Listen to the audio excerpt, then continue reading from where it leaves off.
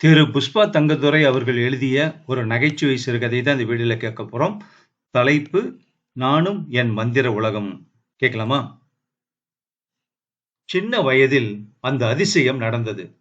ஒரு நாள் இரவு ஒரு சொப்பனம் கண்டேன். என் வகுப்பு அறை இடம் மாற்றப்பட்டிருப்பதாக அந்த கனவு. மறுநாள் நான் பள்ளிக்கூடத்திற்கு போக அதிசயமாக என் வகுப்பறை அதே போல இடம் மாறி இருப்பதை கண்டுகொண்டேன். அதுதான் மாயமந்திர உலகத்தை பற்றிய என் நம்பிக்கைக்கு ஆரம்பம். பின்னர் ஊரில் ஒரு பெரியவர் வித்தை ஒன்று செய்வதை கண்டேன். கோலிக்குண்டை கையில் வைத்து மாயமாய் மறைந்து போக பண்ணுவார். பிறகு வயிற்று சதையை கிள்ளி அதிலிருந்து அந்த கோழிக்குண்டை வெளியே எடுப்பார். வயிற்று சதையில் கீறல் விழுந்து உள்ளே வெள்ளை ஜவ்வு கூட நம் கண்ணில் விழும். வருடா வருடம் பீதாம்பரையரின் சீடர் ஒருவர் ஊரில் வந்து வித்தை காட்டுவார். கையில் வெறும் ஒரு பட்டு துணியை போட்டு மூடி மந்திரம் சொல்லி திறக்க ஜீனி கை நிறைய கொளித்து கீழே எல்லாம் உதிரும். வெறும் தந்திரம் என்று இதை என்னால் நம்ப முடியவில்லை. இதே போன்ற நிகழ்ச்சிகள் என்னை பெரிதும் பாதிக்க நான் ஹைஸ்கூல் மாணவன் ஆனபோது மந்திர விவகாரங்களில் இறங்கினேன். சுவடிகளையும் மாந்திரீக புத்தகங்களையும் தேடி அலைந்தேன். கிராமத்தில் எனக்கு ராஜகோபாலன், வெங்கட்ரங்கன் என்று இரு சகாக்கள் சேர்ந்தார்கள். நான் மாந்திரீகத்தை தீவிரமாக பின்பற்றலானேன். சுடுகாட்டுக்கு போய் அதன் நடுவில் நின்று ஜபிப்பது, சாம்பல் எடுத்து பூசுவது போன்ற வேலைகளில் ஈடுபட ஊரில் என்னை பற்றி ஒரு ருசுகுசுவான மரியாதை பேச்சு பரவலாயிற்று. இரவில் ஆற்றங்கரையில் 11 மணி வரை உட்கார்ந்து பீடம் அமைத்து தனியாக இருந்து மந்திர உச்சாடனங்கள் செய்ய தொடங்கினேன்.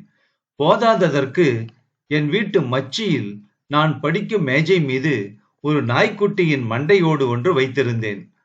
அசப்பில் அது ஒரு சிறு குழந்தையின் ஓடு போல தோன்றும். இதுவும் பலரை என் அருகில் இருந்து விரட்ட உதவியாக இருந்தது. சீக்கிரத்தில் என் மந்திர முயற்சிகள் யாவும் வீணாயிற்று. அவற்றால் எந்த பலனும் ஏற்படவில்லை என்று எனக்கு தெரியலாயிற்று. ஆனால் ஏற்கனவே உபாசகன், மாந்திரீகன் என்று என்னை பற்றி பெயர் பரவி விட்டதால் என் தோல்வியை நான் வெளியே ஒப்புக்கொள்ள தயாராக இல்லை. இந்த சமயத்தில் எழுந்ததுதான் அந்த மாயாஜால கண்ணாடி ஐடியா. காலியாக இருந்த ஒரு வீட்டில் ஒரு இருட்டறையில் மாயாஜால கண்ணாடி ஒன்று வைத்தோம். அதை கேள்வி கேட்டால் அது ஜோசியம் சொல்லும் என்று ஊரில் செய்திகள் பரப்பினோம். நிறைய பேர் பயபக்தியோடு வர ஆரம்பித்தார்கள். உள்ளே கண்ணாடிக்கு ஒரு கோணத்தில் என் நண்பன் ராஜகோபாலனை வேஷம் போட்டு நிறுத்தி வைத்திருந்தோம். அவன் கையில் ஒரு மூடிய பெட்ரூம் விளக்கு கொடுத்திருந்தோம். அவன் நிற்பது தெரியாதபடிக்கு அமைப்புகள் செய்திருந்தோம். யாராவது கேள்வி கேட்டவுடன் ராஜகோபாலன் அந்த பெட்ரூம் விளக்கு மூடியை சிறிது சிறிதாக தளர்த்த அவன் வேஷ உருவம் அந்த கண்ணாடியில் சிறிது சிறிதாக உற்பத்தியாவது போல தோற்றம் உண்டாகும். அதை பார்த்தவுடனே வந்திருந்த ஆள் அநேகமாக அசந்து போய் விடுவான். சரி, கேள்விக்கு எப்படி பதில் சொல்வது? பிரசித்தி பெற்ற நெப்போலியன் உபயோகித்த ஓராகுலம் என்ற ஜோசிய புத்தகம் சென்ற நூற்றாண்டில் அச்சடிக்கப்பட்டிருந்தது.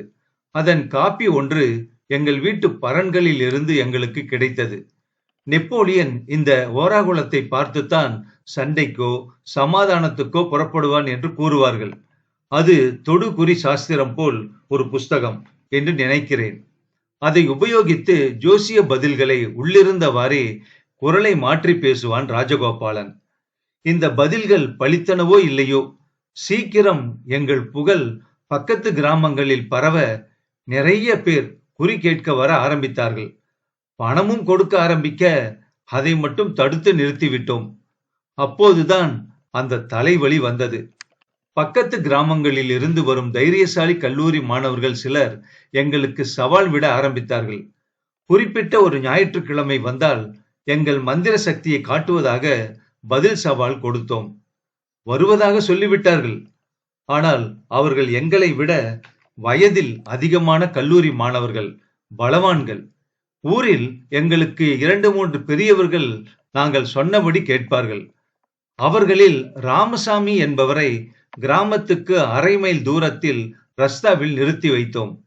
மற்றொருவரை கிராமத்தில் பக்கத்தில் நிறுத்தி வைத்தோம். அந்த மாணவர்கள் வரும்போது அந்த ராமசாமி, ஏன்பா நீங்க எங்க போறீங்க என்று கேள்வி கேட்டார். ஊர் பேரை சொன்னார்கள். உடனே அவர், வேணுகோபாலம் வீட்டுக்கா என்று பயத்தோடு கேட்டார். ஆமா என்றார்கள் அந்த கல்லூரி மாணவர்கள். ஐயோ, உங்களுக்கே இந்த புத்தி? அப்ப உங்களுக்காக தான் அவன் பூஜை செய்யறானா? ஜாக்கிரதையா இருங்க, காலுக்கடியில பாம்ப வரவழைச்சிருவான் என்று மேலும் பல சொல்லி கேபரா படுத்தி விட்டான் அவர்களை. மாணவர்களுக்கு 10% திகில்.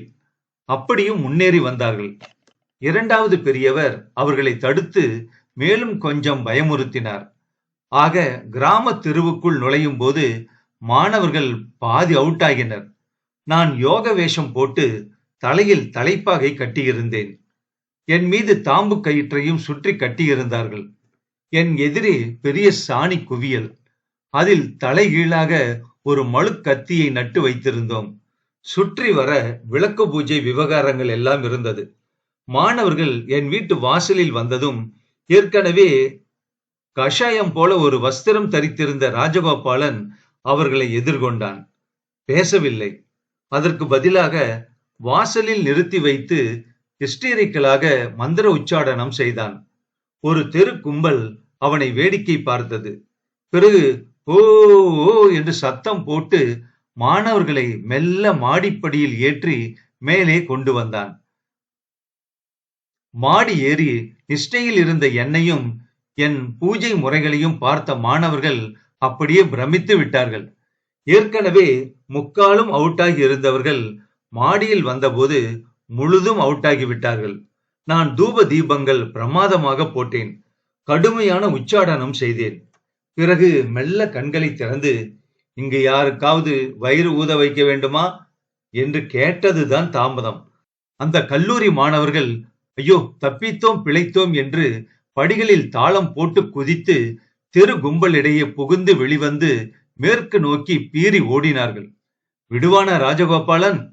அவர்கள் பீதியை புரிந்து பின்னால் ஓடி சீக்கிரம் அவர்களை கடந்து மறுபக்கம் போய் ரஸ்தாவில் குறுக்கே ஒரு கோடு கிழித்து, இதை தாண்டினால் செத்து போவீர்கள் என்று சபதம் போட்டான். ஆச்சரியம்! அந்த மாணவர்கள் அப்படியே உறைந்து போய் நின்று விட்டார்கள். நாங்கள் சீக்கிரம் அந்த இடத்தை அடைய எங்கள் ஏமாற்று வேலை விளைவித்த பலனை பார்த்து குபீர் என்று எங்களையும் மீறி சிரிப்பு வர நாங்கள் சிரித்தோம். நடந்ததெல்லாம் நாடகம் என்று அறியவே அந்த மாணவர்களுக்கு வெகுநேரம் பிடித்தது. அநேகமாக அந்த சம்பவத்தோடு தான் என்று நினைக்கிறேன் என் மந்திர உலக சோதனைகள் அனைத்தும் நின்றுவிட்டன.